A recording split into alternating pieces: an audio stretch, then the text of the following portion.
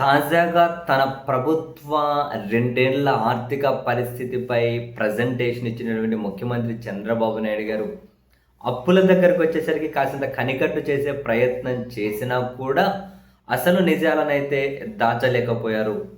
యాక్చువల్‌గా అప్పుల గురించి ప్రజెంటేషన్ ఇవ్వాలంటే ఏం చేయాలి?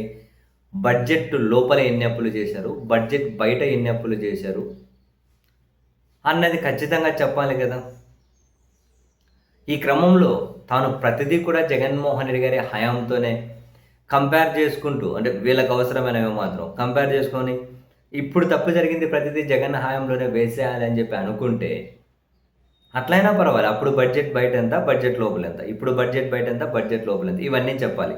కానీ ఇవన్నీ చెప్పకుండా కేవలం జీఎస్డీపీలో అప్పు శాతాన్ని మాత్రం సంవత్సరం వారీగా చెప్పుకుంటూ పోయారు. అప్పు శాతాన్ని అంటే జీఎస్డీపీలో అప్పు శాతం పర్సెంటేజ్ని 2019-20లో 32.60, 20-21లో 35.82 సీఎం గారి ప్రజెంటేషన్లు, 21-22లో 33.41, 22-23లో 32.80, 23-24లో 34.53 జీఎస్డీపీలో అప్పుల శాతం.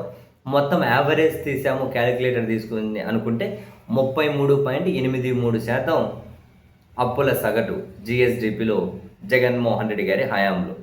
సరే, ఇప్పుడు చంద్రబాబు గారి హయాంలో 24-25 వస్తే 35.73, 25-26 వస్తే 36.66, ఓవరాల్గా సగటు ఎంత? 36.20% సగటు. అంటే జగన్మోహన్ రెడ్డి గారి హయాంతో పోలిస్తే జీఎస్డీపీలో అప్పు శాతం 2.37% అయితే పెరిగింది.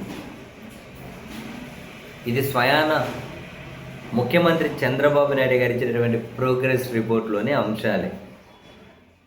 సరే, ఏవి ఎంత కాసింత కన్విన్సింగ్గా మనం దాద్దాం అనుకున్నా, లేకుంటే కన్విన్సింగ్గా ప్రజలకు కన్వే చేద్దాము అనుకున్నా కూడా కొన్ని విషయాలు అయితే దాచిపెట్టడం సాధ్యం కాదు.